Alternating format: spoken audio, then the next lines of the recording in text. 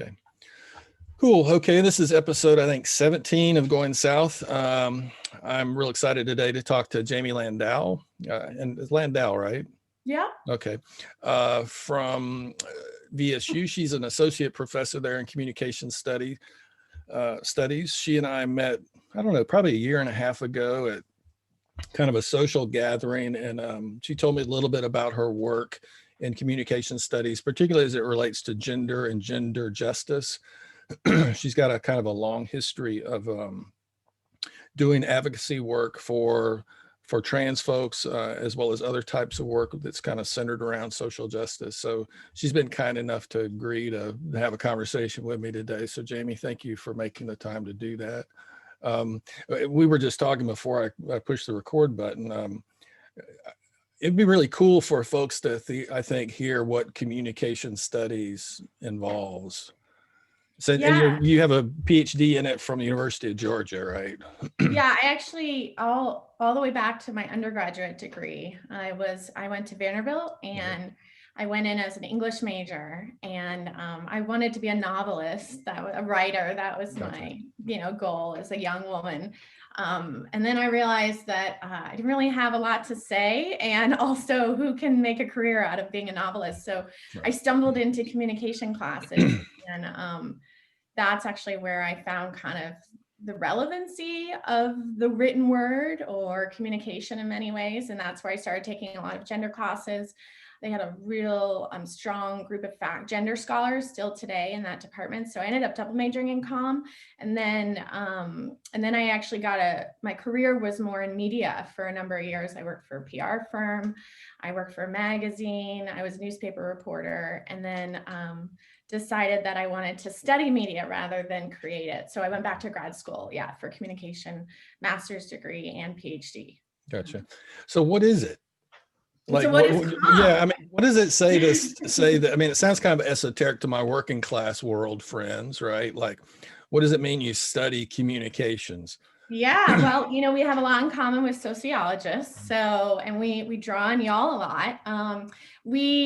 So I'm a rhetorician within the field of communication, which is a sub-discipline, which dates all the way back to Aristotle. And rhetoric was one of the original, triumvirate of arts and education, although we were called the harlot of the arts. Yeah, and kind of the sophist, I guess, sophistry. Yes.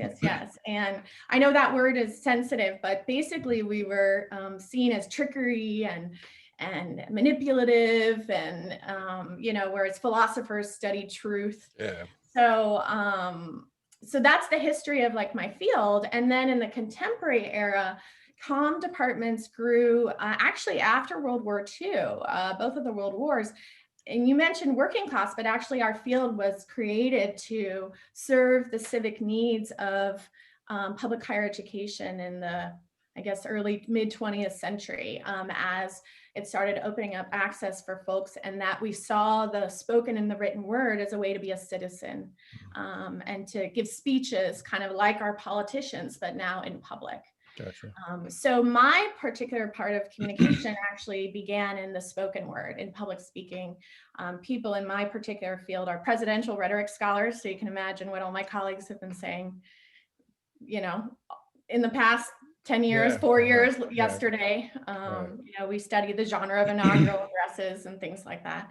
So our core course is public speaking. So you will find everyone in comm has to teach that course, but communication goes beyond the spoken word. And contemporary era, my area of expertise was visual rhetoric, imagery, partially influenced by my background in media. And because we also were a discipline that never really had a place or was bastardized in higher education, with the term the harlot, we like to poach. We like to be intersectional with other fields. So I don't know. So we debate what communication is, right? There's some people in my field who think it's a speech. Some people think it's an ideograph, like an ideology. Some people think it's an image. Some people who think it's what we're doing right now. But I ultimately study communication in a way that persuades or influences social change. And so whatever form that may be. I got you. Does Yeah, I that remember. help? Yeah, absolutely. I remember taking communications and having to give those persuasive speeches and informative speeches, right? I don't remember us really, I mean, it was more about developing your speaking skills than deconstructing, right? Taking apart language. And I guess, is it fair to say then that communication studies at one time was probably pretty interdisciplinary? It still is. Yeah. Oh, and it still is. It's gotten even more so. In fact, we can be like in any college. Like, I'm surprised I'm in the College of the Arts right now. I could be in a college of science and literally science and social sciences, or the humanities, or business. Actually, a lot of communication programs are in business now because of the kind of corporate marketing bent to communication. Gotcha. So, so very interdisciplinary, and that can be a danger because then you're not considered, right, an essential field. I got you. But So how did that lead into you specializing in kind of gender representations and yeah, so when I was thinking about what kind of questions you might ask, you know, when I was a little girl, I like I said, I kind of didn't really know what I wanted to be, but I wanted to be a writer, and I was really drawn to like Virginia Woolf and Maya Angelou and all of these women speakers or communicators who kind of spoke to, I don't know if it was experiences or feelings I was having of being a young woman growing up and feeling, like it was different for men. And so I say that because I was thinking that like some of my early feminist consciousness happened when I was reading some of the women writers back when I was in like elementary and middle school. But when I got to college, as I mentioned, a lot of the field of communication is very critically and culturally conscious and social justice oriented. And we took the critical cultural turn. I feel like I'm speaking academic jargon. So for audience members, that means you start to realize that knowledge is important to empowering people, or the opposite, disempowering folks. And from my experiences as a young woman, that kind of resonated with me. And then as I kind of read more and more about other gender identities, masculinities, trans, gay and lesbian identities, I felt that explained kind of the world I was living in with people I love. And even though I didn't identify in the same way, some experiences I had had. So the field is very, very, gender studies is a big part of the field. I didn't actually get a women in gender studies certificate, but I studied from some very, renowned gender scholars. My doctoral dissertation advisor is one of the, renowned first people who kind of was writing about abortion rhetoric.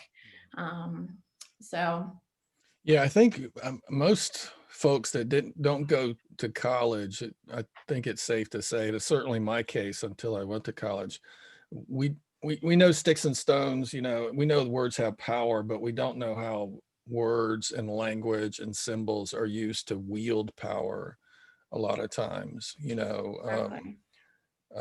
I've been struggling with my pro-life friends because I don't, the language of pro-life, right? To them, I would argue is very limited in terms of what life constitutes, right? But the kind of strategy of framing their cause as pro-life carries with it, right, a power and I would also say some virtue signaling, some other things if I was going to be real critical. But I don't know if I certainly didn't kind of think about how language was used to manipulate people and shape people on the right or on the left till I got to go to college. Yeah, I was just teaching my students this week about language constructing our social realities. And we were talking within the context of social movements, but, I remember early on, I had a teacher who said, language will always fail us. And she would say that, and then she would pause and say, but that's a good thing. And, early on, I didn't really understand, like we all kind of seek truth and certainty and meaning in life and in words. And she kind of pushed us to say, there's always going to be ambiguity. There's always going to be like language that's actually its blessing. It's a curse too, because it can harm and it can be interpreted and in the way you don't intend. And I fully believe language is material. It is, it does violence, and there's, it doesn't act. When I teach my students about language as a material force, I talk about, which I got from a theorist, but marriage, when people say I do, in the very act of saying I do in a church, you are getting married. You are, maybe. Yeah, well, I mean, I hope, but like that's a speech act. You've probably read speech act theory, right? So that's a more softball example, right? We've also seen in our political discourse how language can really persecute people as well. But I see the possibilities in the fact that language fails us. That means we can create new language, right? And there are kind of moments of opportunities. Well, I think is it fair to say there's struggle over language, right? I mean, there's struggle over who gets to create the new language, the implementation and use of language. I mean, I think that's Jordan Peterson's claim to fame, right? And I think that's also the backlash that gets framed as free speech, right? When people are asked to use new words and terms that they feel are just strange and foreign to them. They feel persecuted sometimes. I'm not saying that's necessarily persecution, but it is interesting how language is alive, And I guess one other thing I'm just wondering about, civilizations that had oral traditions versus writing things down. Like, so can you speak to that just a little bit? Because that's huge. That's huge. That's so huge. I would really recommend, and it's interesting. I was thinking about this with everyone is so up in arms about Twitter and the silencing of Twitter, or every generation or every new medium, people like blame the medium and think the medium is going to revolutionize us. Right. But there's some amazing research by Walter Ong, Harold Innis, a couple other folks who if you take any kind of media studies course, who talk about that the pencil is a medium, right? The typewriter is a medium, printing right? press. The printing press, the tongue, right? The speaking tongue was a medium. And guess what? Our cultures responded the same way. We were like, oh, writing is not as real as speaking, oh, the TV is not as real as the written word. So I guess now I can't remember your question, but I guess... Well, if I'm not mistaken, Plato or Socrates was very reluctant to writing down anything in reference to the divine, because he felt like if you locked the divine or the notion of a deity into writing, it violated what this undefinable thing. Well, and even in kind of Hebrew tradition, I guess that God is I am that I am, right? Like it's interesting how language plays out. And that's a very different thing than the connections that are formed and how knowledge and culture is passed down orally, it seems to me. It's not that orally I would think it would be more dynamic, less rigid, more flexible, and rigidity and certainty might be something that leads into conflict. Right. Yeah. Let me use one more example because I don't feel like I'm being clear. Like when I've been interviewing and talking with evangelicals who are referencing things that was written 2,000 years ago in a particular cultural context with a particular understanding, there's some real questions of, well, how does that relate to 2021, right? Or even the Constitution around the Second Amendment. Did the forefathers really think assault rifles with unlimited bump stocks and everything, is that what they were envisioning? So does that make sense? Yeah. And most of your audience is probably not going to like what I'm about to say, the Christian audience, but because I'm a rhetorician, and I even thought of this when I was a young girl and struggling with like identifying with a religion, I believe that all texts are rhetoric. So what that means is the Bible is just like Virginia Woolf's novel. Yeah, it's literature. Yeah, and so it's not the word of God in my perception, you know, but I at the same time believe in the material force of and the importance of words and communication, creating our identities and our worldviews and our moral codes. And so it's like, I don't devalue religious texts for that. In fact, I value them even more because they are, some might argue, the most powerful rhetorical texts ever. Look at, they've survived through centuries, you know. Yeah. I tell that to my students often about even some horrible rhetorical texts like Hitler's rhetoric. I say, you know, I disagree with his rhetoric, but wow, if we're going to talk about powerful, persuasive words that mattered and shaped history, you know, that's them. So, but you keep asking about the oral tradition. You know what, I haven't thought about this in a while, but you know, it's funny, my students this morning, I'm teaching them a persuasion theory of contagion. It wasn't intentional that it relates to the political context. And this theorist is talking about like word of mouth. He's trying to going back to the notion of word of mouth being the ultimate way in which we persuade and move bodies and you know, getting things to catch on like a virus, but through word of mouth. And so the students were even kind of debating this, like, because really does the spoken word, he really means word of mouth, like gossip. And I know these things can happen on social media, and the theorist talks a lot about social media, but he still has all these statistics that we are still speaking humans. We are still, that is still kind of maybe one of our original mediums, right? Yeah. So, and then when it gets printed though, as you were mentioning, you know, there's a lot of violence done to taking something that's spoken or hard to articulate and then putting it in a structure that we've called the English language or whatever other language it is. And I use the word violence because again, it reduces the meaning. I'm not like saying there's some essential meaning that we're losing, but it definitely changes it. Like I even have, you were mentioning that in the Hebrew tradition, I have some friends, I have a lot of family who are Jewish, and so a lot of Jewish friends, and they won't even write the full word God on, like when they were in college, they wouldn't even write it in essays. And a professor once was like, what's going on? So I guess my answer to you is just that, yes, every time we kind of translate communication to a different medium, it shifts the meaning and can do violence to, but it also can open up possibilities. Yeah.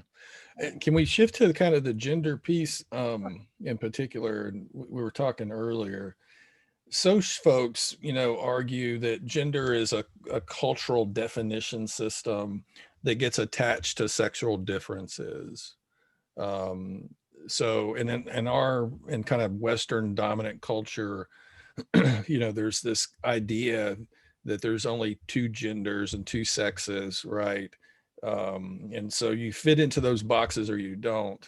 But a lot of conservative folks and just people in my life confuse sex, which is your biology, your genitals, your hormones and chromosomes, the kind of combination of those things, and what it means to be male or female, and then how we're socialized to do those things. Is that kind of how y'all come at it too, or? In COM, so so again in COM, because especially from a rhetorical scholar, right, I don't believe in like an essential truth, a T with a capital T. Right.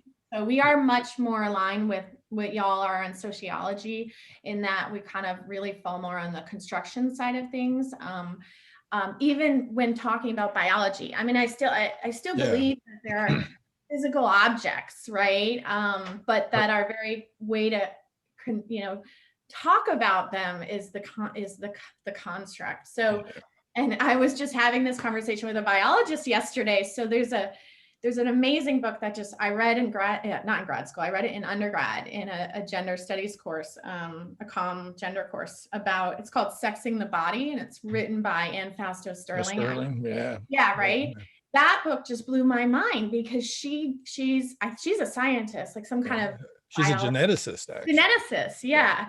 And she talks about how even the biological, doctors in the act of assigning our sex on our birth certificate have created it. And so I was thinking about talking about that today, and I didn't know how detailed I was going to get into, but but it's like you said, it's about, you could have different chromosomes. You could have didn't she argue for 5 sexes? She's got a pretty famous essay that there's actually potentially 5 or more sexes, not just 2. And she talks about how doctors, they measure parts of your genitals. And if you are a certain length or not, then it changes what gender sex you get assigned, and in the study of people who are intersexual. And so when I started, so I had always thought, like you said, I always thought, oh, gender is constructed, like pre my no, and I say everything's constructed. Exactly. Literally, the material, the physical, right? So even sex is constructed. Correct. So sorry, I was not. Yes, so we're in agreement, and can we just say what constructed is for the folks? I mean, again, we're using these words that I don't think, again, unless you go to a college and take a social science class, you probably never heard. Oh, how would you describe it? I think humans are sense-making animals, and so we literally generate sense in order to navigate the world. We generate meaning. We attach meaning to the things we encounter. So the table I'm sitting in front of is what I would call a table, but if it were in the front of a church and had a cross on it, it would be an altar, or it could be shelter if you lived under the table. So it really depends on a variety of things what this thing gets defined as. Is that fair to say? Yeah, we put labels, and this goes back to our previous conversation about language, right? We've created an English language or another language or symbols, and that is our way to kind of attach a meaning to it. But that symbol is a construct. And sometimes the symbols have a relationship to the object, like it's not totally random, but so one thing, can I say something about the word male and female?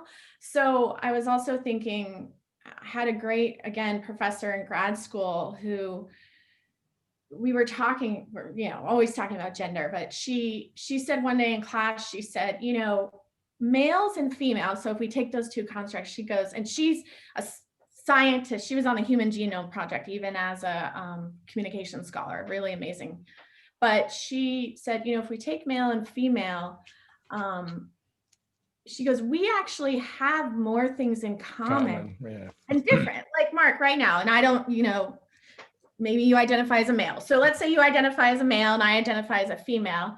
Like, you have a nose, I have a nose, right? You have 2 eyes. You've got like a throat. Go down the list. Now you may have an Adam's apple and I don't, right? I mean, if we did a spleen, list, heart, lungs, right? Right? Like feelings, right? Even things that are not physical, like love, pain. And so we have more in common than we have different, even biologically. Right. And so she used to always say that. And so then what is it that's divided us, right? The labeling, and then all the cultural constructs that cover that. So and I used to do this thing in class because I would argue, since we've been socialized to think there are these male and female things, we're constantly interpreting everything in the world through that lens, right? So in classes, for example, I would just write a series of words on the board. Like I would say spoon and fork, and I would ask students, well, if you had to say one of these is female and one of them's male, which would be female and male? And everybody always says, well, the fork is male and the spoon is female, right? And then they'll create a whole logic around it. Well, the fork penetrates, it's violent, it's sharp, it's aggressive, the spoon holds, it's curvy. The spoon looks like a womb. Yeah, right. Like, and it's so we'd go through a variety of things, and at the end we would talk about, well, the spoon and the fork have no genitals, chromosomes, hormones. And not only that, there's consensus on what you say they are as male or female. How can that be, right? You're actually constructing and imposing notions of male and female. We read the world through that all the time, and folks would generally get it. You know, that's a great example. You know, I'll have to try that. Yeah, it's like truck versus Volkswagen Beetle, you know, and we'll employ the logic of gender, right, on that. So, how did you, like, in terms of, so you're kind of you're doing critical gender work and analysis kind of from a feminist perspective. How did you, I mean, that's kind of a natural, at least it was for me, avenue into queer identity discussions, intersex discussions, yeah, trans conversations. Is that how it happened for you? Yeah, I think so. I actually looked up your dissertation in the dissertation databases, and it's relevant. I was curious about what you had written about, and you talked about why people become kind of white anti-racist folks, yeah. And I had never, and what was interesting about some of your examples or the themes in the literature were that, right, people's oppression or experiences in one identity group then make them, at least that's how I understood what you you know, advocate for another, that you, in your research, you found that people who, like women, white women who were oppressed as a woman or had experiences in their childhood, like domestic violence, and then that made them more of an, you know, an advocate. So I would say that was similar for me. It was kind of you know, not in anti-racist work, but in that, like, the experiences I had as at the time I didn't know this word, but cisgender straight woman, I could see them even more intense for my LGBT friends and allies. Can we pause for 1 second? Yeah. And when we come back, let's talk about what cisgender is too, just for folks. Okay, I'll pause it. Okay. So we're just talking about your trajectory into kind of your understanding of trans folks and becoming an advocate. And you'd also mentioned cisgender, so I want us to come back to that at some point. So I'll come back to that. So, and honestly too, it was through my life experiences of being in high school and college and family members and friends coming out to me, and you know, reading gay and lesbian scholars, you know, reading Kate Bornstein's work, Judith Butler's work.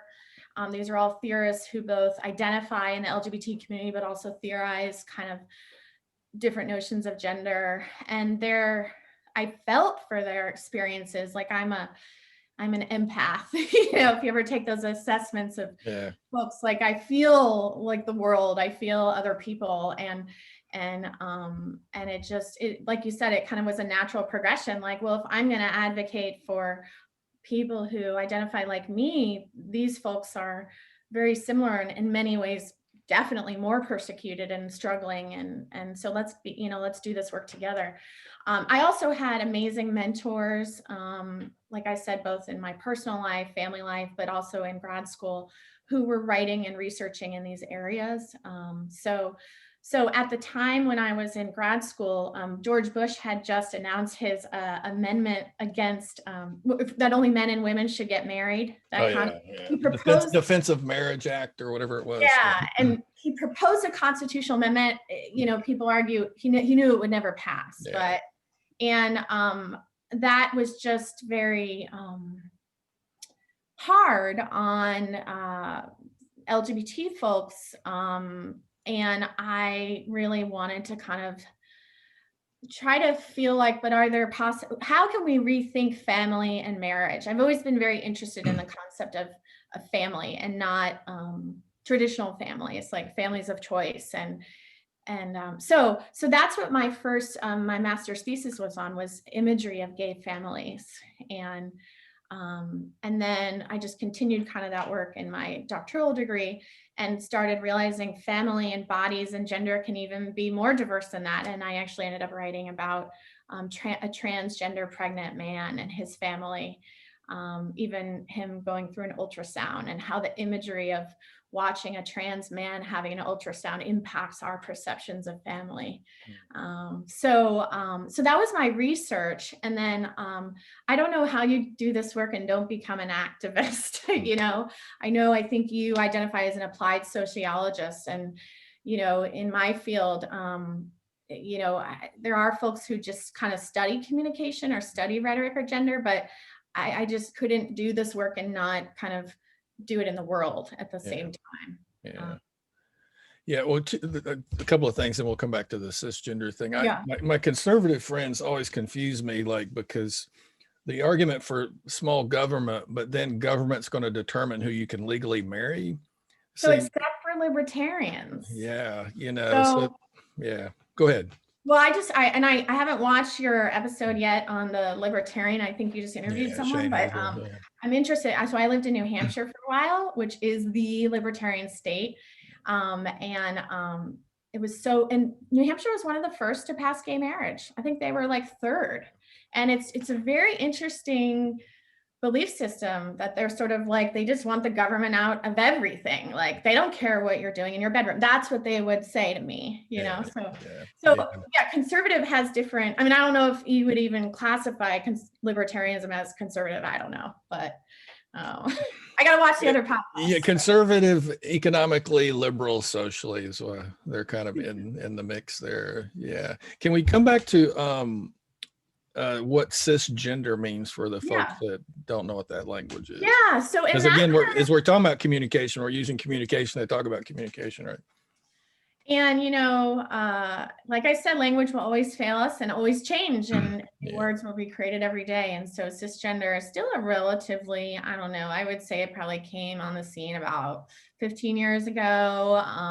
And I would say only in the past maybe 5 years am I really seeing it in mainstream discourse. And that's not like the average person. I mean, more like news or something. Yeah. So cisgender actually has a Latin prefix, I guess, that means on the side of. So cisgender means you identify with the gender / sex, right? Depending upon our question about constructs, that you were assigned at birth. So when I say that I'm a cisgender female, that means I identify with what that doctor put on my birth certificate. Gotcha. And you feel like those are congruent with one another in terms of all two categories? What? I'm confused. Well, yeah, the way I've also heard it talked about is that, for example, the problem with the gender binary, the idea that there's only two genders, is they don't fit a lot of people, and they don't, and even those of us who neatly fit in them are constantly, if we do anything to kind of violate any gender rules, like a man crying in public or women wanting power and speaking out, the social forces and the policing of gender, it can be from family, friends, right, push us back into all the rules that go with it. I have a lot of examples of that when I was a little girl. Like I was pressured constantly to wear dresses. My parents and I even kind of were laughing over the holidays about, there was a picture that they had up in the living room, and it was me being all pissy, like with this family portrait. I'm like 6 and I'm wearing a dress. And we joke about how I was so, I was like resisting that whole day. And, I was kind of a little, a kid, but I hated wearing dresses. Anytime my mom made me wear dresses, I would pitch a fit. And to this day, I don't wear dresses. I will only wear dresses for my friends' weddings. And we had like long conversations, like, I'm going to be your bridesmaid. I will wear this dress, but that I don't wear dresses, and sometimes when it gets really hot in South Georgia, you just, need something. But, can I ask, were you a tomboy? Yeah, I would say, which is interesting language about gendered again, right? I was very athletic. I had an older brother. I was on, like, in high school, I was captain of my field hockey team. I almost played field hockey in college.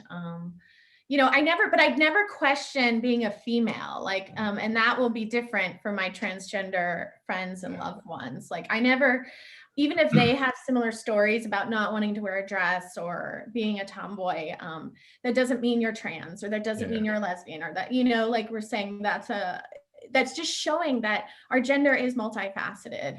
But I would say that the very act of women being told to wear dresses is, like you said, a gender policing,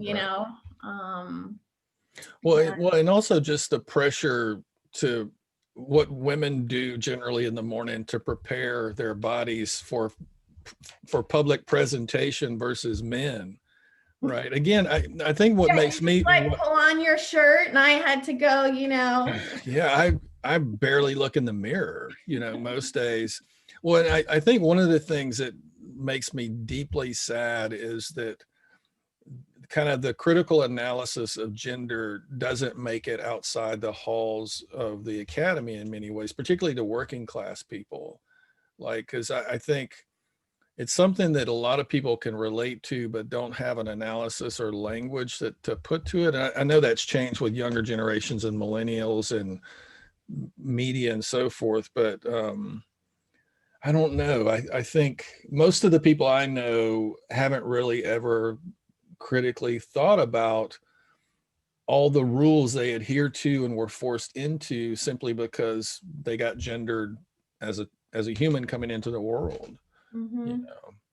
Yeah, and I mean, it is scary to, and then if you want, I can start talking about my work with the trans community, but it is, I'm, here I am just resisting a dress. It is scary and violent to recognize or think you don't identify with the gender you were assigned. It is, Can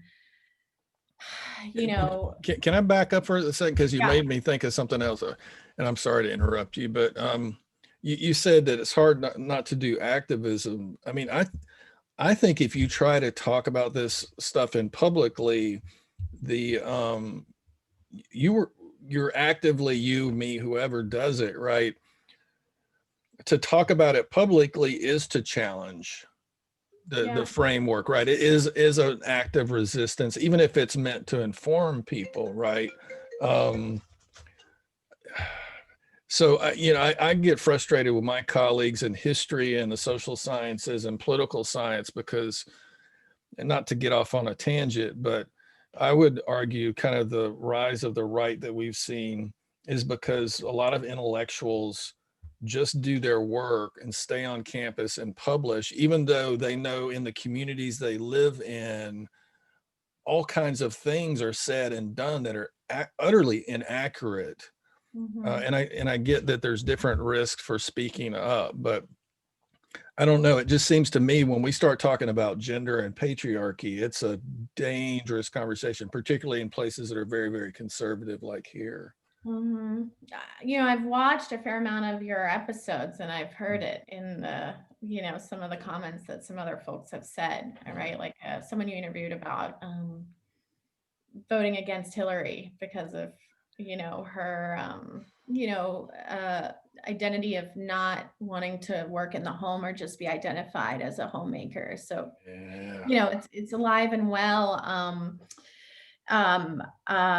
But going back to the activist question, I don't know. I always kind of felt this way about media too, that, when I was studying media, I wanted to create it too. But I agree. I don't think most academics do have that creation drive. They're more of the critiquers. Even in some of the research I've published, we had to argue that rhetoricians, scholars can create rhetoric, that seems strange, but that we have to make that argument. And I, even through grad school and undergrad, I was always in clubs or volunteering at, social justice or nonprofit groups. Like at UGA, I was volunteering at their Safe Space Center throughout grad school. And then, but when I got to my first faculty position, I don't know. I always assume there are other people doing the work, and then people find me and they're like, please help us. Like that's like been a theme throughout my life, where I think I'm going to use a phrase that I don't mean it sexually, but I feel like I pass pretty easily. And I mean, like, and so people don't see me as whatever their assumption is of an activist or someone who believes in LGBT rights or something. Like, even I'm Jewish, you know, I don't look Jewish, right? You know, or people say I look you don't look radical. Yeah, I look way younger than I am. And so I guess what I'm saying is, like, I'll get into different spaces through where I've moved, and I can kind of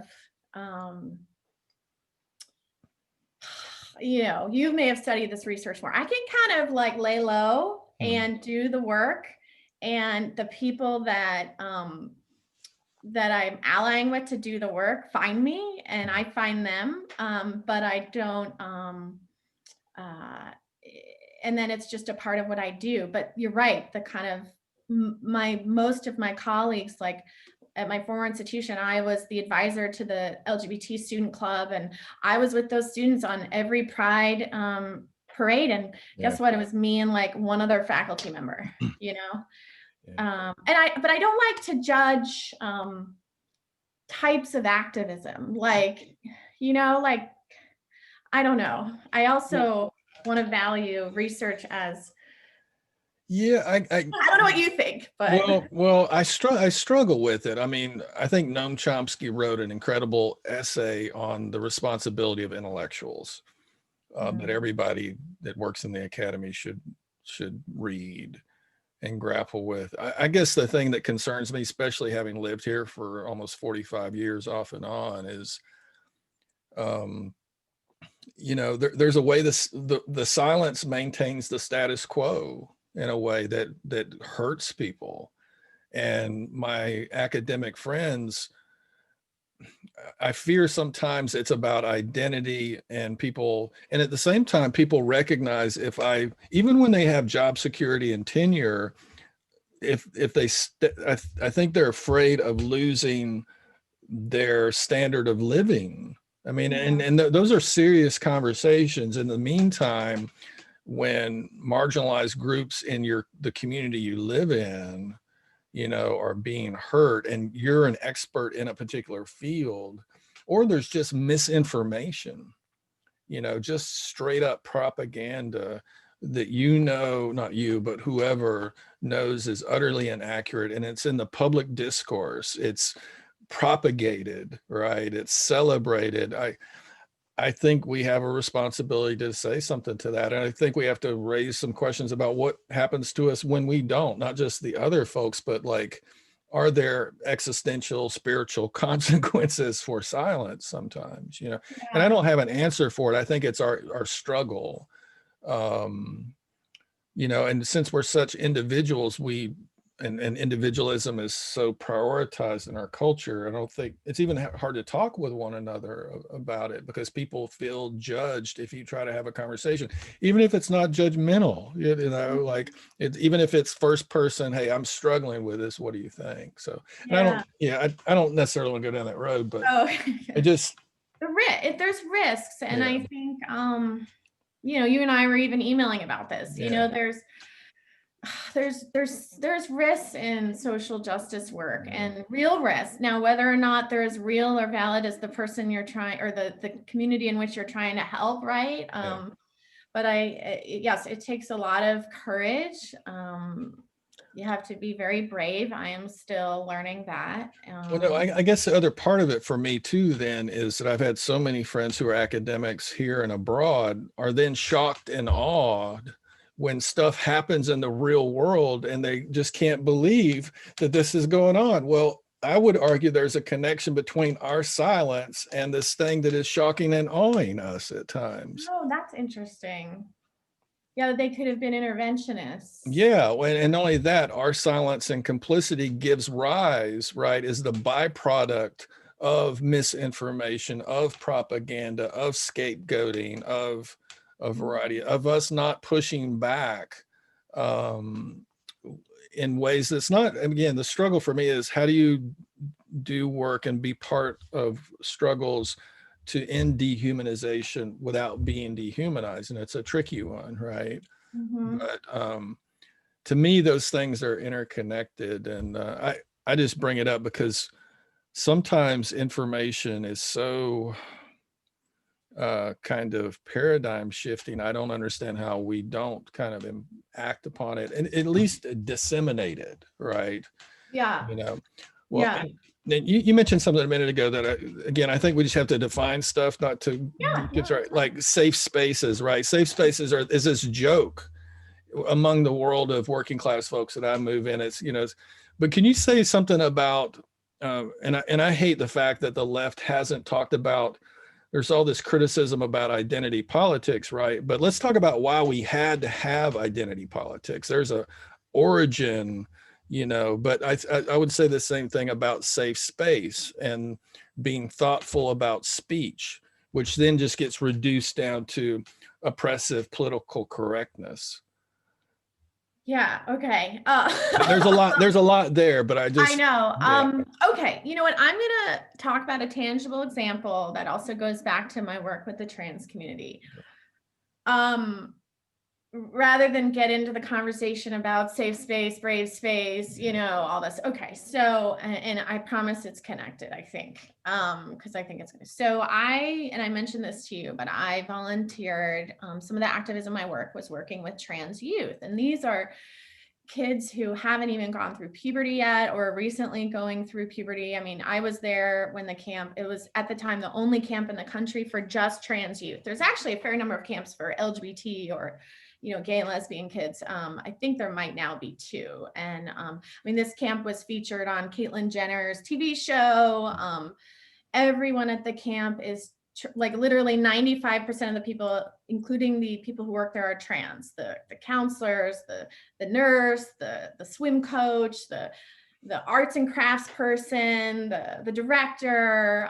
There were only a few of us who identified as cisgender. And, I was very grateful to be sort of welcomed to be a part of this camp, especially as it was still kind of launching. And I guess I'm bringing it up because they don't publicize anywhere, even publicly, where they are. And, I'll say it's in New England, although they have a California branch now. And interesting enough, the camp is actually on the grounds of an old Girl Scout camp, which kind of is interesting. But these children are, and most of the children who go to the camp have been recommended by counselors, by therapists, and clearly they're supported by their parents. And they do a lot of fundraising so kids can go free, because they're really wanting to be socioeconomically inclusive. Clearly that was not at the beginning when the camp first formed, but I guess I share that because there's a need for the privacy, for the I don't like to use the word isolation, for like an island. It really, when I was there, I felt like I was in another world. I mean, you need that safe space. You need that place that is truly away from dominant culture for people who don't identify with the dominant for finally feel free and to be who they are or figure out who they are without any judgment, without any fear. And I'll give you another tangible example. So most kids who are trans, especially if they have or have not gone through puberty yet, swimming is going and wearing a bathing suit somewhere is, I mean, think about our bathing suit publicly. Yes, is so scary. And most of the kids there told me, so here's the example, that they had never gone publicly swimming. And not that they don't know how to swim, but like until they were at this camp, that they could wear whatever they wanted and dress however they wanted. And, I mean, they had to wear clothes, it wasn't a nudist thing, but like, and I'll share another example, which is that, so a lot of, I guess it would be female to male folks who transition, they start binding, which basically means, which at one point I wanted to actually do a research article on this, where they start kind of hiding their chest and constricting their breasts. And it was really interesting talking to the kids about binding, because it's very suffocating too. I mean, they're not even wearing sports bras. It reminded me, and I have to be careful about this, of like a concubine, like I'm cisgender and coming at it from my lens, so I want to be careful about that. But to them, that was very empowering, right? That they could start to kind of envision and embody their chest flat, and not have a symbol of female. Right. But binding is very constricting, and you can't go swimming usually with it, because think about like the material. So some of the students were so excited, I think of them as students, but they were kids. They were so excited to actually go in the water with their binding on, and just, I don't know. That's my tangible example of why we need safe spaces, whatever you want to call them, brave spaces. I mean, as we figure out who we are, and especially if we figure out who we are is not accepted and actually even punished violently. Trans folks are some of the most persecuted people in gender violence, and other situations. They'll come out to someone and then they're in a romantic and they're actually killed because of it. So to have that safe space where you could truly be a body, embodied. I don't know.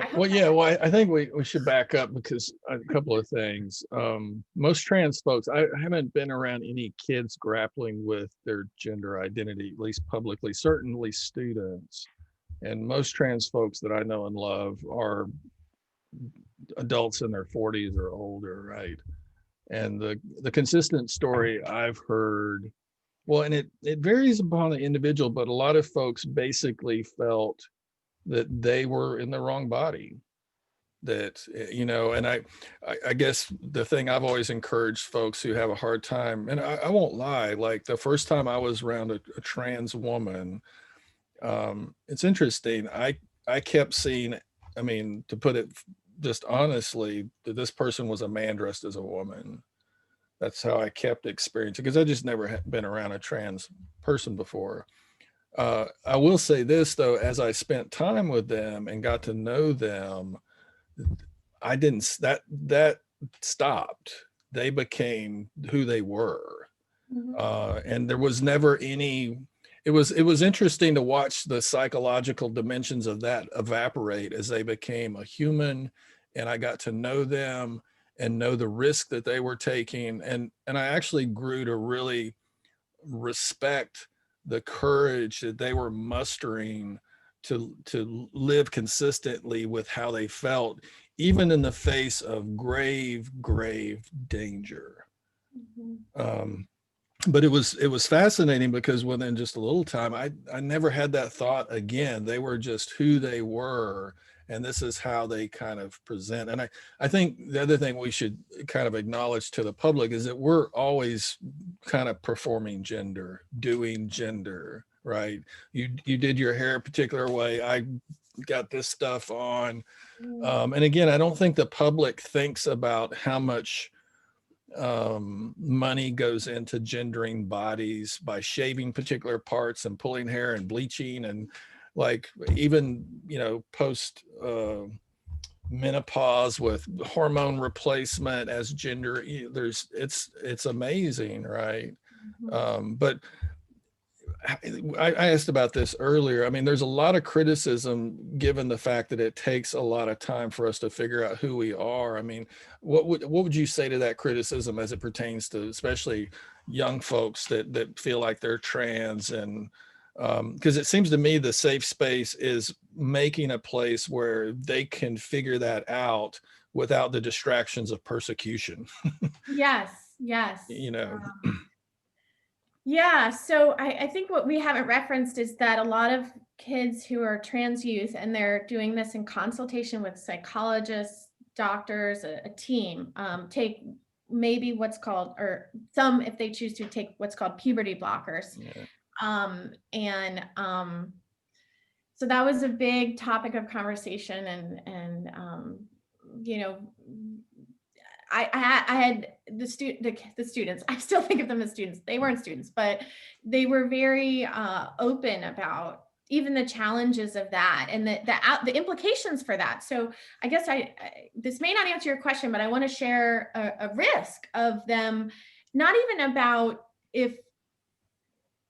So yes, there are some folks who choose to start to transition and then realize that they don't want to, but I kind of don't want to go down that road. But you know, one of my really good friends who's trans, he didn't transition till later in life, but his child is younger and transitioning, and so, you know, taking puberty blockers, and as a result, their height and a lot of other things are changing, and basically they're not growing as tall as they might have. And I'm kind of being intentional here because this child is identifying as a male, and my friend who's a male is like has been talking about how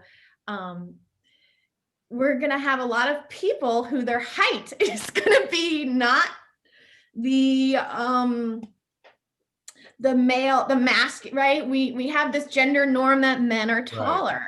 Right. And when you start taking puberty blockers, I know this is a very kind of superficial example, but we're actually going to see a difference in height of folks. So these kids knew those risks and were worried about those. And I don't know if I call that a risk, but they knew that there were, getting to what you said, outcomes that will be for the rest of their life. So I don't know. I kind of don't want to get into the debate on whether or not. I don't either. I you know, and I only know one trans person here, and I don't want either of us to come off as speaking for this community of people. Exactly. Right. Yes, thank you. And I haven't invited that person just because of safety concerns. But you know, and at the same time, especially having lived in Portland for 4 years, I mean, there, and I brought this up before we started recording, like I have radical feminist friends who are really struggling with this, feeling like that was, you know, and we got to talk about what radical feminism is, you know, since gender is a construct, and help me if I get this wrong,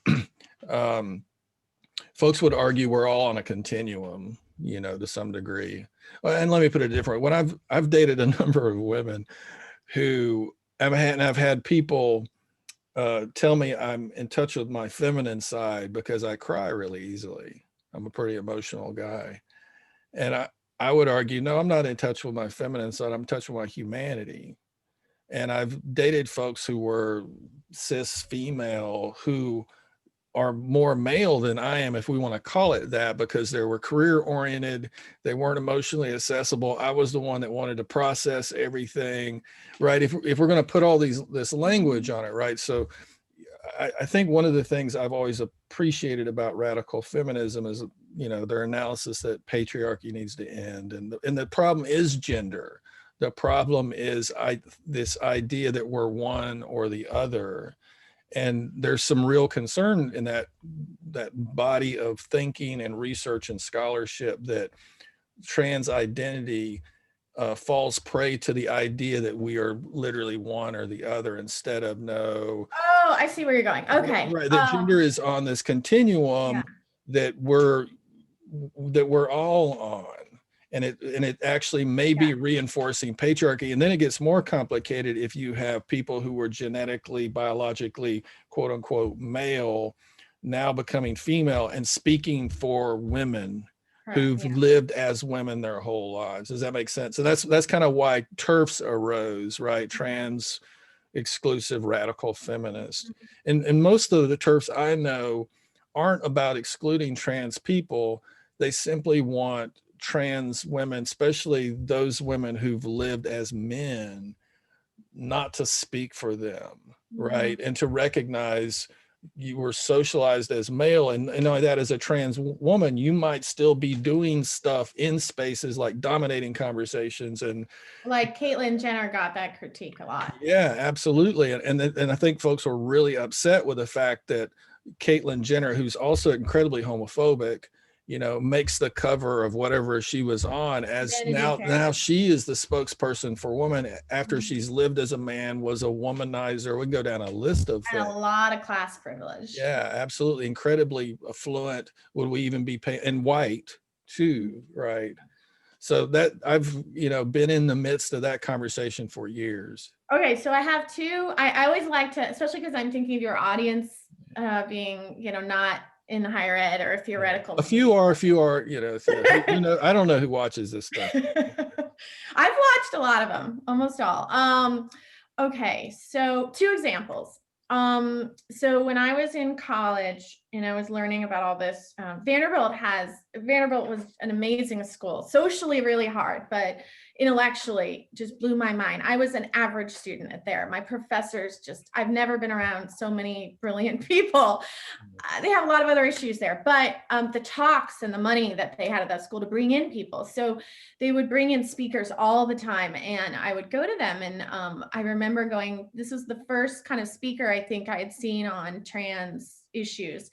And I still, to this day, there's not a lot I remember about that particular speaker now that I've learned so much more and met more people. But to this day, this was a trans woman who had transitioned very late in life, after being married, after having kids, as a man, and a career in economics, like a very masculine life, per se. And at the very end of the talk, in the Q&A, someone asked her, what's one big difference you can share now that you lived, 50 years of your life as a man and now you're living as a woman? Like, what's just so different? What blew your mind? And she goes, I never knew what it was like to have friendships before. And I'm bringing this example because of what you shared. Like, she talked about how she was socialized as a man not to share her feelings, not to be vulnerable, not to open up to her men friends or her female, even her wife, and that suddenly now, when she was in the social sphere of a woman, it was like everything could come out, and other people were now vulnerable around her. So can I say something about that? Okay. I've been in a situation where this came up, and not just friendships, but kind of the emotional freedom. And that's what she was talking about. Yeah. Now, I can hear my turf friends in the back of my head going, the problem there isn't about becoming a female. The problem there is masculinity, right? So the is the solution for toxic masculinity to change gender? No. I asked somebody this who had transitioned that I love, right, as they were saying this to me, and I was just thinking, you were just miserable because of masculinity. Mm-hmm.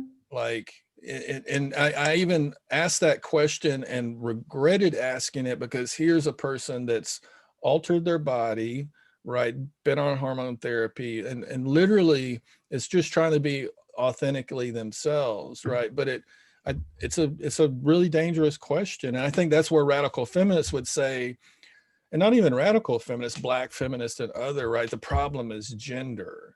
And I'm not trying to sell this idea. I'm not trans. I've never, felt any kind of gender dysphoria or anything. Me neither. And I'm glad you brought up gender dysphoria. I think there's a reason. I'm not trained as a psychologist, clinical psychologist, even though I've read a fair amount of psychology research.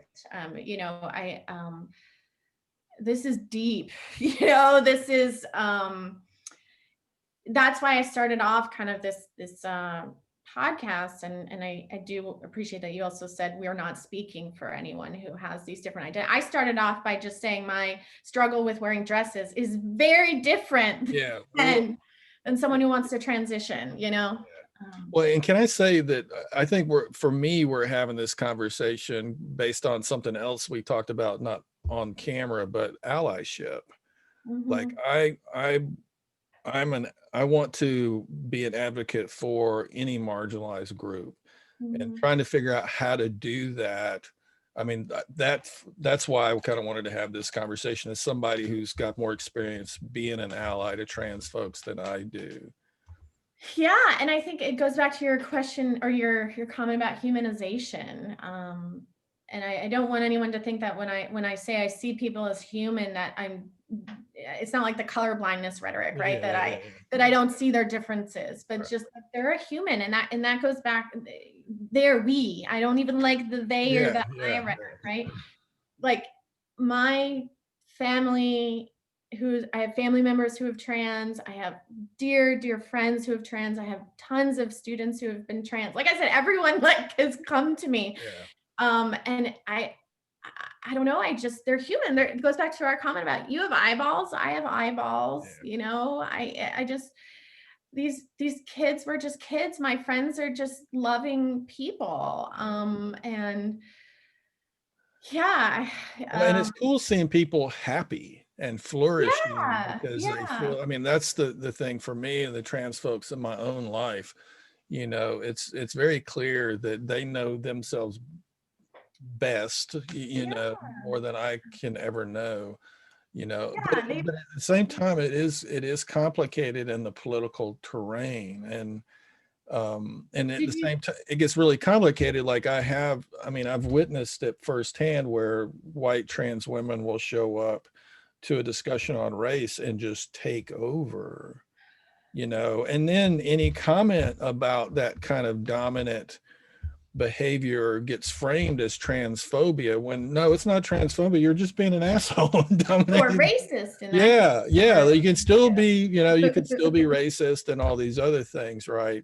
It gets pretty precarious to try to talk about some things, particularly with marginalized groups. And I wouldn't say that just about trans folks. I've struggled with men of color around sexism and trying to talk about that, or homophobia, you know, kind of the intersectional stuff that happens when you're out in the midst of kind of us trying to do this stuff. So yeah, I mean, and my friends and loved ones who are trans are struggling too, right? With making sure that as they discover who they are, they don't, like you said, don't continue to dehumanize other folks. You know, you had asked me a question about, which is a good one, about the critique of that trans men kind of reassert masculinity. So you may be interested in reading something I wrote about the trans man who is pregnant, because that was kind of my big question here. Like, what happens to masculinity when a man is pregnant? And I have a trans friend who was pregnant and gave birth to his children too. And so, do you understand what that sentence sounds like to folks that haven't gone to a college class, right? And I get that it made the news, and, you know, more than once, I'm sure, but I guess, I mean, all of us are in our own mindset. So well, and is it fair to say that you had to kind of go through a whole process where that language doesn't seem strange? Correct. You know, and that's everyone's struggle with pronouns. Like I've had friends who were transitioning and I struggled with their pronouns as they transitioned. And I've outed trans students of mine by accident. You know, that's actually an initiative that because I kind of knew them when they had a different pronoun, and then now I know them as this pronoun, or our structures do not recognize pronouns very well in naming. And that's a lot of the advocacy work I've done at my former institution. I helped implement a university-wide preferred pronoun in all the IT, everything you can imagine. That was an experience. And I tried to get some of that going here, and people are open to it, but it just takes so much work. So yeah, I mean, you know, there's also something called dead naming, which maybe you haven't heard that term. Yeah. Okay, but for your audience, that's when you refer to a trans person by a name that they formerly went by before they transitioned, and that can be very hurtful. And the media does that a lot. You know, like Caitlyn Jenner, they would constantly say, Caitlyn used to be Bruce Jenner. And so I just want to say right now, I just dead named, you know, and that that can be very hurtful to someone because it's not recognizing their identity, or it's outing them in that way. And faculty, when they're calling roll, can out a trans student without even intentionally noticing, or I don't mean noticing, without the structure and the systems changing. Yeah. Well, can we talk about that a little bit? Because that's what has pissed so many people off, right? And it's been framed by Jordan Peterson and other folks as a infringement on free speech. And I guess is to ask someone to use a preferred pronoun is an infringement on another person's free speech. That is kind of the argument, right? Oh, okay. Well, and I think it doesn't, we kind of go full circle back for a second. It's pretty clear that in our society, plenty of words have come and gone, right? And plenty of words today are incredibly offensive when 50 years ago they would have been totally normal, normative and culturally accepted, even though they were offensive then too in some ways, right? So I think there's one thing that advocates of free speech that don't, and Dana Williams said it the best, like, what's so difficult about calling somebody by what there's this respect thing that's just kind of, let's just be respectful and be nice and call by people by the names and the pronouns they want to be called by. Like, why is that? What's that really about? I actually haven't heard that argument about that it's infringing on their rights. So I'm going to have to look that up after today. But when I was really pushing forward preferred names, and this was in New Hampshire, right, where again, we talked about, it's not the Deep South, but it has its very interesting politics. The way I got people on board eventually was I discovered that women, straight, cisgender, and lesbian women had gotten their main names changed. Like their names changed in the IT system, right, either when they got divorced or when they got married. And it wasn't, and some of them got it changed even if it wasn't legally on their driver's license. Yeah. And that was literally how I ended up getting, you probably know this because I think have a lot more background in real social movement work than I do, just my field per se. But ultimately you get social change passed because you can kind of figure out a more normative buy-in where it's already been done with another group. There's a whole body of literature called relative opportunity structures. I mean, so for example, not to get on the Chicano movement and Native American movement, witnessing the Black Power movement, and then kind of asking for, demanding similar, progressive policy. And so I see that, but I'm even talking about using a more privileged, I guess these women were, I guess you're right. I should go back to, being a woman is already a minority group, but it was still a very privileged, a normative group of marriage. Yeah. Although divorce in that case, I guess that is still kind of a radical feminist thing. But so almost using the logic of the norms, right, against the dominant group. Yeah. So I actually said that when I came here to Valdosta too. I was like, there's tons of people. Oh, I said two things in the meetings here, and people were on board with it, by the way. But I said, first of all, are there tons of women here that their names are changing because of marriage, whether they're getting married or getting divorced? And they said, yes. I was like, so what's your process for that, right? Yeah. And secondly, guess what we have in the South? Everyone goes by their middle name. So I was like, preferred name? I don't know if when you worked at VSU, but so many people's emails are not what they actually call their legal name. Yeah. And so I actually made the argument to VSU. I go, and it gets so confusing because then you refer to someone in an email and they're like, oh, I don't go by that. I go by this, or it's constant. So I guess I would agree with your friend Dana and say to the free speech folks or anyone who's conservative, don't you believe that people in the South should be able to go by their middle names? Don't you believe that a woman should, I hope, be able to, if you believe, take her husband's name when she gets married and then she wants to Drop change it if she's not married. Yeah, like those are very conservative values. Or just legally change it if you want to. Yeah. So, I don't understand, are those an infringement on free speech? Like in the South, when someone tells you to call them by their middle name, is that infringing upon my, And that's not, we both know that's not what it's about, right? I know, but it's about who gets to define who and exactly. And it's ultimately, yeah. Well, the other thing, and I mentioned this to you before we started recording, that I've encountered a lot, that, and these are just things as somebody that wants to be an advocate to the trans folks in my life, is I think even Dave Chappelle said this publicly, but a lot of folks of color, and there are plenty of folks of color who are trans too, right? These things all overlap, but and many of those folks are actually kind of in the spotlight because of Black is the New Orange and other things. Yeah, we had Laverne Cox come to my former institution. Yeah. But I do know, and I haven't always known what to say to folks that felt like, because the trans movement, which isn't probably one movement, but many, or a continuous one, the perception has been that the policy has advanced really, really rapidly because it's white folks predominantly.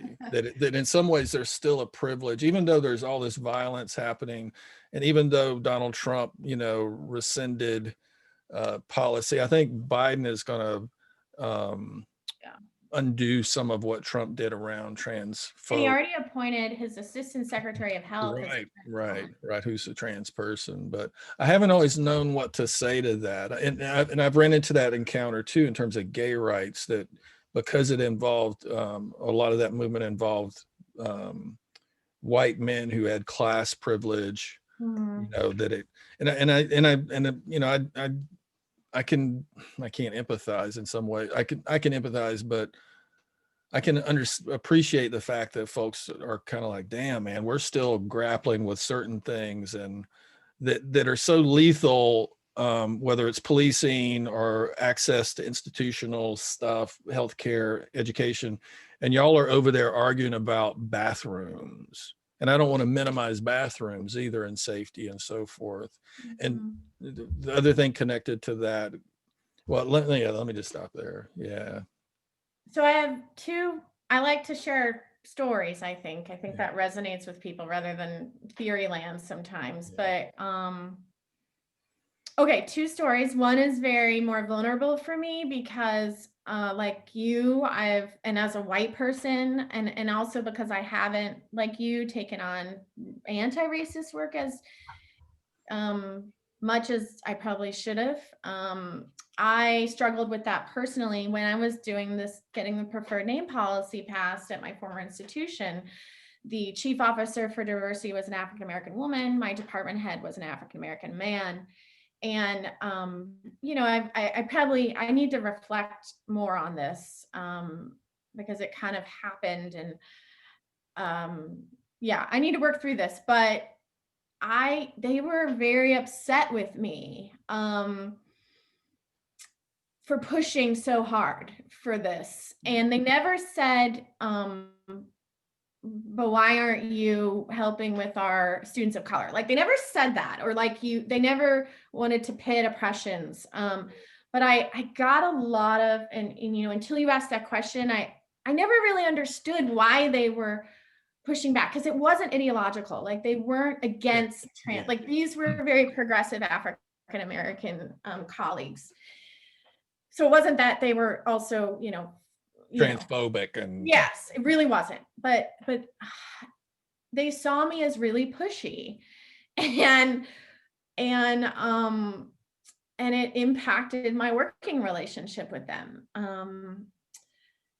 And so much so, and that both of them at times thought I was doing this to almost impede their careers or their work, and I wasn't. I really wasn't. And I was even a meeting once with my department head, and I was like crying to him because he thought what I was doing was to take his power away from him, or to question his authority and his even as a Black man, you know, and I mean, it was, and so I appreciate your question, because I'm wondering if that was some of it. We never had that conversation. I really wish we had. Maybe I should Well, send them an email. it's kind of cool that we're going to this moment, because after I interviewed Trina, right, you kind of reached out to me, right, and which led to this conversation about allyship. And Trina, for the folks who haven't watched it, is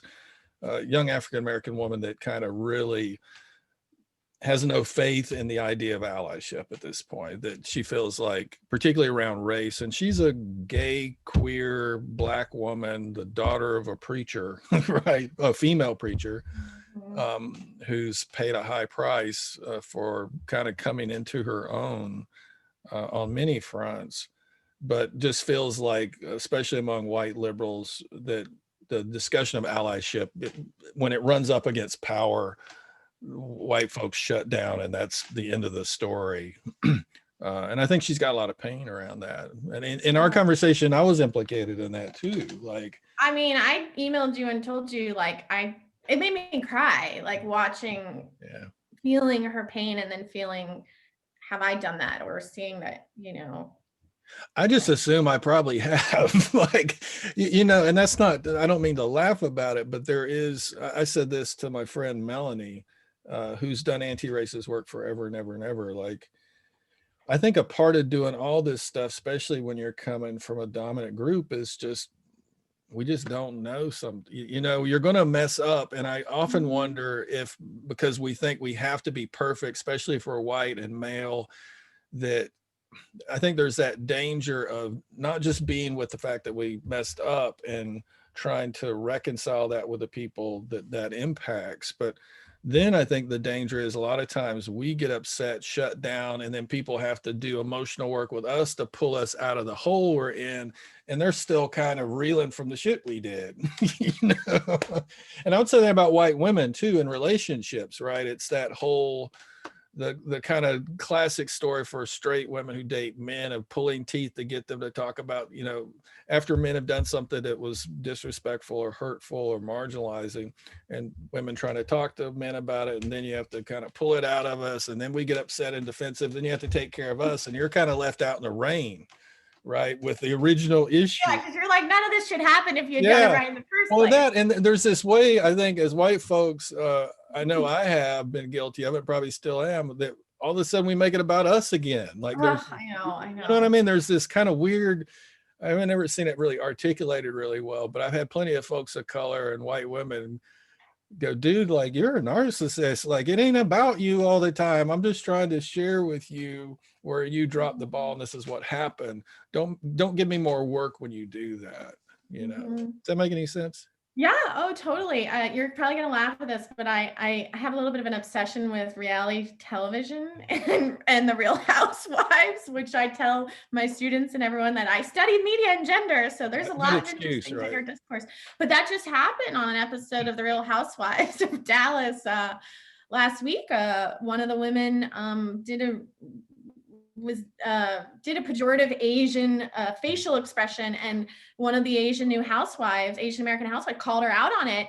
And then the white woman started crying and saying literally she said she was suicidal. She felt so guilty. And then it all became about her. And the other woman was just like, look, it's not about you. As long as you're apologetic, let's get over it. So yeah, it's, I don't know. I mean, this gets us into white guilt, right? So. Well, and I guess that's, to me, the secret to all of this. And I found it in the research I did with white anti-racists, right? That there were people who do that work out of obligation, right? Out of a moral duty, because they're Christian and their church is anti-racist or whatever, or they want to live in a just America. But then there are a group of folks that, no, I'm doing this because it's in my self-interest. Like, this is about my liberation as much. And like, I love Bell Hook's work around masculinity, or book, The Will to Change, that basically goes, patriarchy is lethal to everybody. And that's not to minimize what women and children experience because of patriarchy, but her argument is that men have something utterly to gain from ending patriarchy too. Yeah. You know? Actually, I was just speaking with someone you had had a podcast with, AJ, yesterday, Yeah. and we were talking about the importance of inclusion and diversity, and I told her, I was like, I've read the research that actually valuing diversity makes you more money. Like, I mean, companies, I know I don't want to like be all pro capitalism, but I say that because it is beneficial to companies to have diverse employees and policies, and then if you think selfishly, like, and that's why I said to AJ, I'm like, selfishly, I'll be selfish for a moment. I enjoy loving and meeting people who are different than me because it makes me a better person. I grow from it. I'm challenged from it. That's the selfish move. And then, but ideally it's because you want to help. And they're not mutually exclusive, I guess, Yeah. is my point. My life is so much richer by having different people in it that have turned me on to new ideas, turned me on to new food, music, and only that, turned me on to their perspective of reality that has helped me know me. I mean, I just work from the position that I can't even know me without you. Like, I've got an idea who I am that's usually totally inaccurate and full of crap. So it's always great to see how other people experience me, and not only that, how they move through the world, and how is that different from the way I do. We have to get outside of our mindsets. I mentioned already on the podcast that my family's Jewish. I'm not a Jewish believer, but I would say I'm culturally Jewish, and I've moved around a lot, and I can never answer that question. People always say, where are you from? And I'm like, oh, I can't answer that question. I kind of feel like I'm a diaspora in some way, but I grew up for a while, like I would say in my formative years, in Chappaqua, New York. And I don't know if you know anything about Chappaqua. It's where the Clintons live right now. Most people think about that, but it's a highly Jewish, it's a suburb of Manhattan. And I don't know what the statistic is, but like, I would even say maybe 50% of Jewish people, or it felt like that when I grew up there. And so I was like a little girl growing up in this world of Jewish people everywhere. And my father was Jewish. Everyone had bat mitzvahs and bar mitzvahs, and friends were kosher and whatever. And then we moved because we moved a lot. That's partially why I don't really have one place to call home. And we moved to Granger, Indiana, which is a suburb of South Bend. Yeah. And I'm like, I thought everybody was Jewish. Like, I thought the whole world was Jewish. Yeah. And my dad was like, oh, we need to have a conversation. Like, that is wild when I think about it. Like, I thought the whole world was Jewish. Whoa, it was when you were, right? Yeah. So, and like AJ and I were talking about this yesterday, and she's, given the South being so Christian, like, there's not a lot of, Jewish community there. I know there's a synagogue here, and I was in the local cemetery recently, and there's some amazing Jewish section. And so it's not that Jews don't exist everywhere, but clearly it's not the dominant force. So, and I can tell you, growing up here, Jewish businesses, like, my parents were openly racist, but not, it's terrible to say, like, not in the virulent KKK being racist, but definitely racist. But there were Jewish businesses in the temple here, and I never knew. I didn't even register until my 20s, and it was in my mid 40s that I discovered there was a Jewish section in the cemetery here. Yeah. And I just accidentally stumbled across it. It wasn't anybody told me that. Mm-hmm. Yeah, and talk about, again, we're talking about silencing or invisibility of certain cultures. And that's Judaism, Yeah, well, I also wonder, given the anti-Semitism and hate groups, if folks wanted to lay low. There's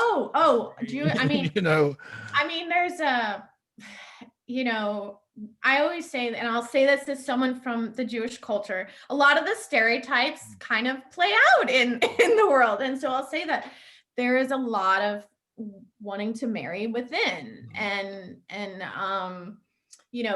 true story. My let's see, when my dad's mother and father got married, his mother's family, I think, was Orthodox Jewish, and his father's, one of the sides was Orthodox Jew and one was Reform. And I don't know Christian religions, but basically take like two opposites and they On the don't, spectrum.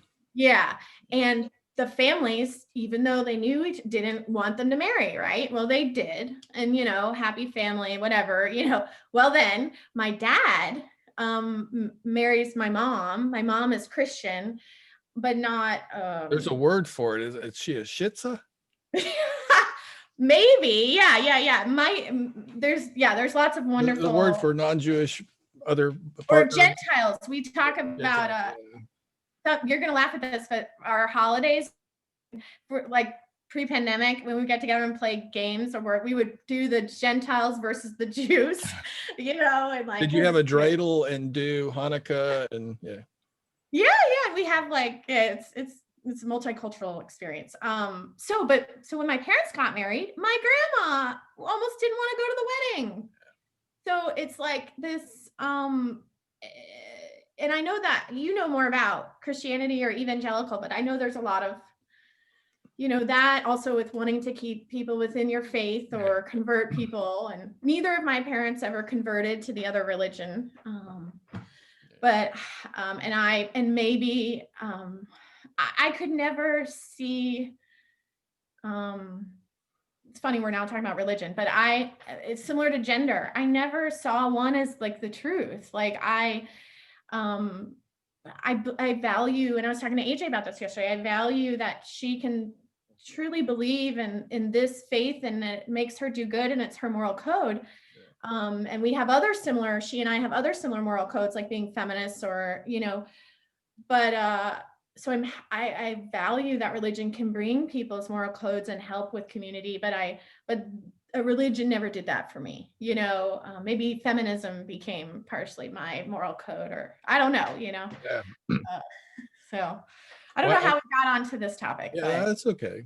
Well, I mean, we were talking about kind of the race piece, right? Which led us into the conversation of kind of whiteness and white guilt and, Oh, yeah. we kind of went here. Is there anything you wanted to talk about that we haven't? I don't know. I think I was a little hesitant at first when you asked to talk because Everybody is. It's amazing. I mean, really, everybody is, which I think is really informative. Yeah, I think it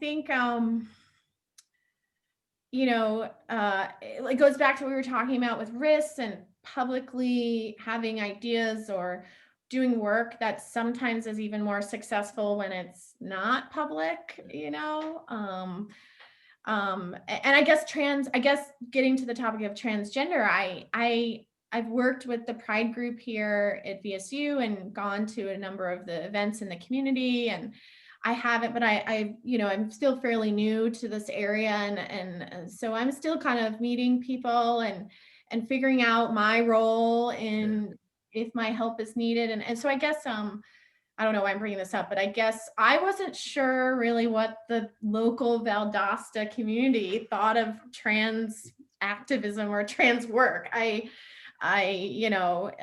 hadn't been a topic yet on your podcast. I mean, AJ spoke to it briefly, but I don't know. That's my question for you. Well, as someone who kind of monitors conservative radio, it's not good.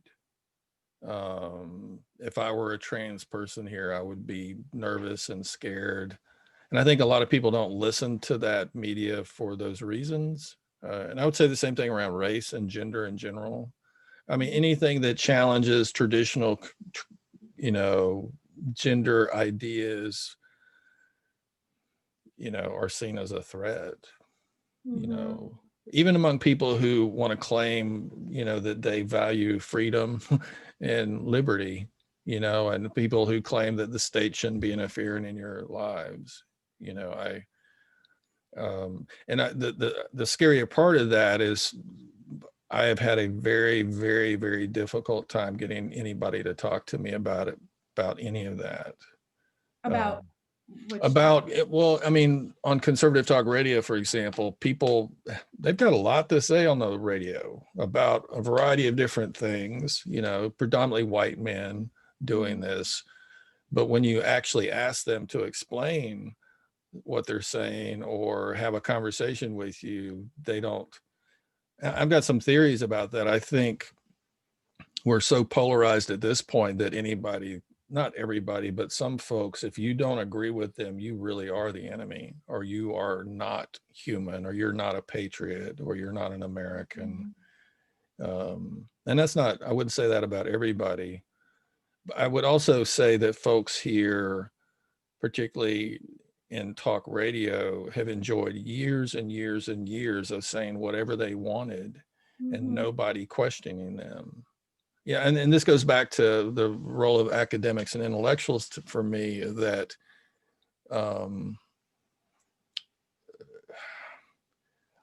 I just think we have a responsibility.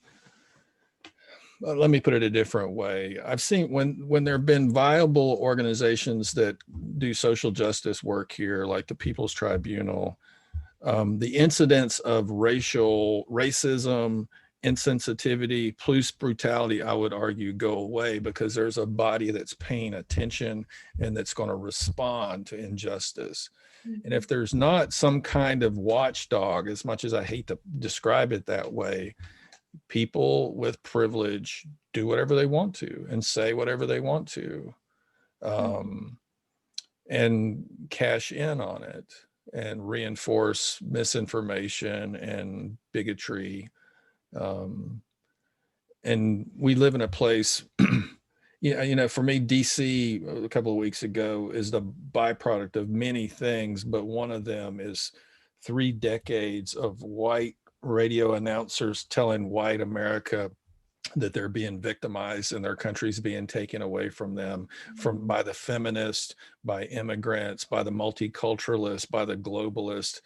And I think people on the left, liberal folk in particular, have just tried to play it, not engage it, right? So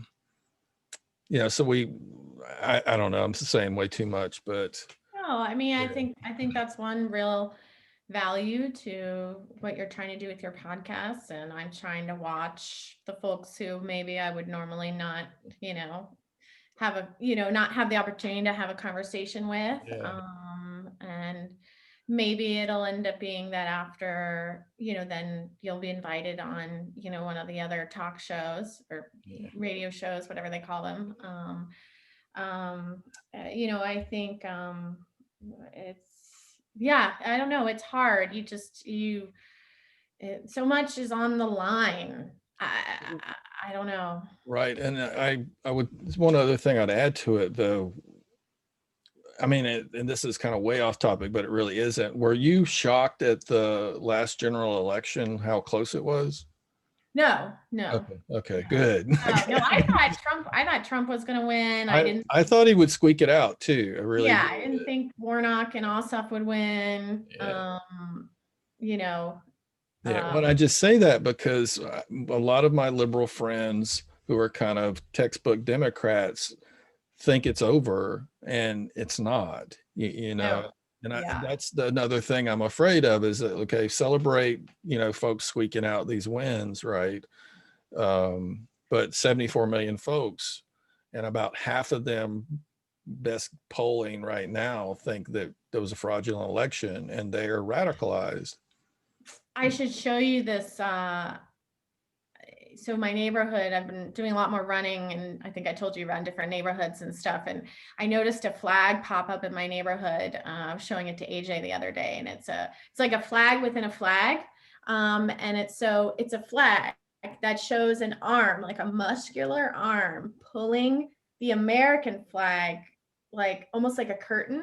And then underneath it, so this is the whole flag, right? The muscular arm is the Confederate flag. And that, to me, is just what we are, and in some sense what we have always been. People in my field, even though we study presidential rhetoric and we like hope and the lofty dreams of democracy. We've never been a democracy. We were founded on slavery, you know what I mean? You know, that I have a lot of hope. I'm definitely more of an optimist than not. But it doesn't surprise me. And I think my, you know, I know you've lived in Portland before, and in some of your podcasts, you've mentioned that, you know, I've struggled with my friends up north because I'm like, there's a Confederate flag in my neighborhood. And they're like, oh my God. And I'm like, yeah, but. Yeah. This is America. Yeah, like that's what was in the Capitol. Like that's why it was in the Capitol, you know? And so it's I was always, when I was even up north or Midwest, I was born in California, like people have never been able to like get if they stay in one region, it's really hard for them to see, you know, the other perspectives like we were talking about, you know. So no, I wasn't surprised. And in fact, my African-American colleagues have, you know, their dream has always been deferred, right? I think there's someone famous said that at some point. Yeah. You know, so. Well, anything else? Interesting. Well, no, well, again, you know, I'm doing this whole thing. My friend Melanie reminded me of this because at some point, I want to have a conversation with folks about optimism and hope, like, and whether there's a way. I think that comes out of a place of privilege, right? Like, and I will challenge you on that. Well, no, just bear with me for a second. Okay. Like, I keep encountering, like, I don't know if it's depressing or not. I don't know what's going to happen, but I'm fascinated by when you try to talk about your perception, my perception of what's going on. Like, and I'm usually asked about it. I said this to Melanie. So people will ask me, well, how do I think things are going to play out? And I'll say, well, I don't know, but these are some of the things I'm concerned about, right? You know, and then the other person responds, well, I'm an optimist.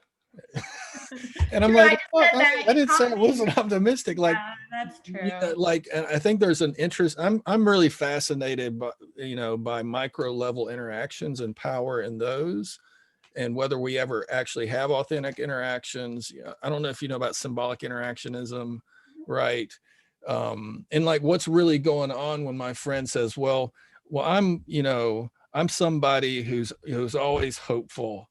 Like there's this kind of identity construction around that implicates me because I told you a bunch of shit you didn't want to hear, or made you, like, I pricked something in your world that you didn't want pricked. I'm not talking about you, I'm talking about other folks, right?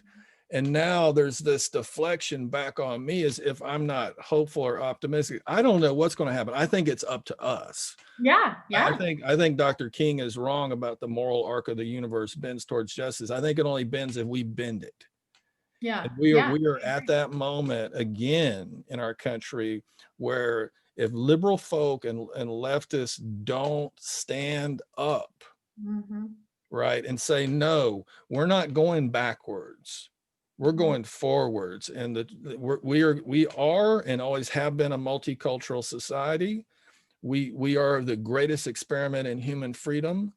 We're not going back to some mythical 1950s, you know, gender binary. I don't want to. Like, and who was that great for? Like, let's have that conversation of who is it great for? It wasn't great for the vast majority of people that populate this place, right? But I think and doing that in a loving, humane way, right?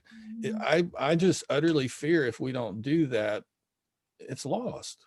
Well, we might fall apart. I mean, so my critique comes from that place, and it's hard to even have the conversation because folks will go, well, you're being negative. I'm like, well, I'm not trying to be negative, but oh, well, I hope you didn't read me as when I said depression. No, I didn't feel it that way at all. But I can generally tell, especially people I know, like there's some shrinkage. Have you right? been called like a Debbie Downer, although that's a gendered term, right? Yeah, negative, cynical. Like if I was cynical, I wouldn't be doing half the stuff I do. No, Like no, you know, you can't do this as if you're cynical. You can't, you yeah. know. I think that's a great topic. I don't know if you ever want to do like a panel of people. I would love to. Like You I've know. invited multiple folks on the right, like if they feel Mhm. comfortable together instead of just one. So yeah, like it'd be great. And I don't actually like talking this much. Yeah, that's a whole nother conversation. But Yeah, I don't know. In the end, I don't know. In the end, I choose life. yeah. Yeah. So Yeah. When I think we're all humans just trying to do our best, you know, and hopefully we'll have compassion for ourselves and others in that process. But the cool thing I like about this, and the thing it's made me realize about myself is I actually like talking to people about substantial things. I don't like small talk. Like my last job, I don't know who won the football game because there's all that gender. Like I don't do the typical gender stuff anyway, so I can't tell you who won the race, and I couldn't care less, But it's been great to actually talk to people about stuff that seems to matter a little yeah, bit. and that goes full circle to how we were talking about words, right? And how important communication is, and that it creates our realities and empowers us, but it fails us, Yeah. But then how can we learn from those failures and create new language And new realities. Yeah. And I mean, I think most of us don't realize normal changes. Oh, I mean, if when I got back from volunteering at that trans camp, I was just like, what if a world could be full of transgender folks? Yeah. Like it felt like that. Like I mean, it was amazing, and it was amazing, and I mean, challenging, and I don't want to be a Pollyanna about it, about even the struggles of the kids there, but it was interesting. Sorry, and I don't know if we're going over, but I had to be kind of their chaperone. Some of them were flying back home, so they flew from all over the country, and so I guess I can't reveal what airport, but there was one big airport nearby, and I was flying out too. And so, because I was going somewhere else. So I ended up kind of walking with a bunch of the kids and they're underage. And so I'm walking with a bunch of the kids to their airport terminals and talk about bathrooms. And they're like, is it okay if we go into the bathroom we want to go into? And I was like, yeah, go, like, do it. And it was just so amazing I just kind of waited outside and waited for them. And I just thought, this is how it needs to be. Like, just, the world, and maybe some people would say they passed, but it was just, it's really neat to see how a world could be different, in my view. I agree. That's a good place to end it, I think, if that's okay with you. Sounds good. Well, thanks again for doing this. I'll send you a link when I post it. Are you cool with me posting it? Yes. Are you still recording this? Because Yeah, I'll stop though. Okay. Okay.